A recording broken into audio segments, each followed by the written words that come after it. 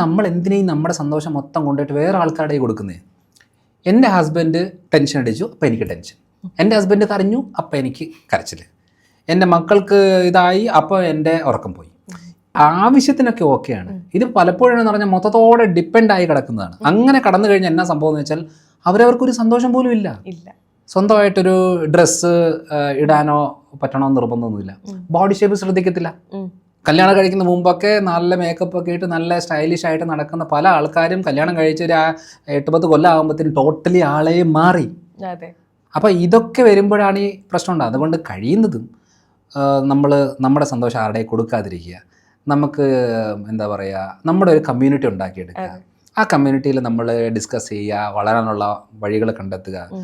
ഭർത്താവും ഭാര്യയും എന്ന് പറയുന്നത് ഒരു കുടുംബം, സാമൂഹികപരമായിട്ട് ഒരു കുടുംബമാണ്. പക്ഷെ അവർ 2 കുടുംബമാണ്, 2 ജീനാണ്, 2 രീതികൾ ജീവിച്ചവരാണ്. അവർ ഒരിക്കലും ഒരു രീതിയിൽ ഒരു കാഴ്ചപ്പാടിൽ പോകാൻ പറ്റത്തില്ല. കാണും ഒരു 5%, പക്ഷെ 95% അങ്ങനെ അല്ല.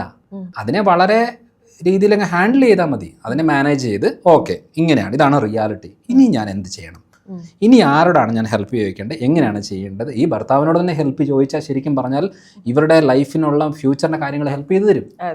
ഭർത്താവൻ ചിലപ്പം അത് മനസ്സിലാകാനുള്ള കപ്പാസിറ്റി ഇല്ല. ഭൂരിഭാഗം പുരുഷന്മാരിൽ അതാണ്. ചോദിച്ച് മനസ്സിലാക്കി പറഞ്ഞെങ്കിൽ മാത്രമേ അറിയത്തുള്ളൂ. അല്ലാതെ അറിഞ്ഞ് മനസ്സിലാക്കി ചെയ്യാനുള്ള കപ്പാസിറ്റി ഒന്നും 90% ആൾക്കാർക്കും ഇല്ല. അങ്ങനെ ഉള്ളപ്പോൾ എന്തുകൊണ്ട് എന്നെ മനസ്സിലാക്കുന്നില്ല എന്ന് പറഞ്ഞിരിക്കുന്നതിന് പകരം വാ തുറന്ന് ചോദിക്കുക, എനിക്കിതാണ് വേണ്ടത്, നിങ്ങൾക്ക് എന്ത് ചെയ്യാൻ പറ്റും. അപ്പം അവരെ ഹെൽപ്പ് ചെയ്യും. അത്രേ ഉള്ളൂ. അല്ലാതെ ശരിക്കും ഭർത്താക്കന്മാർ പാവങ്ങളാണ്, അറിയത്തില്ല ചെയ്യാനായിട്ട്. അതാണ് ഇവിടുത്തെ വിഷയം.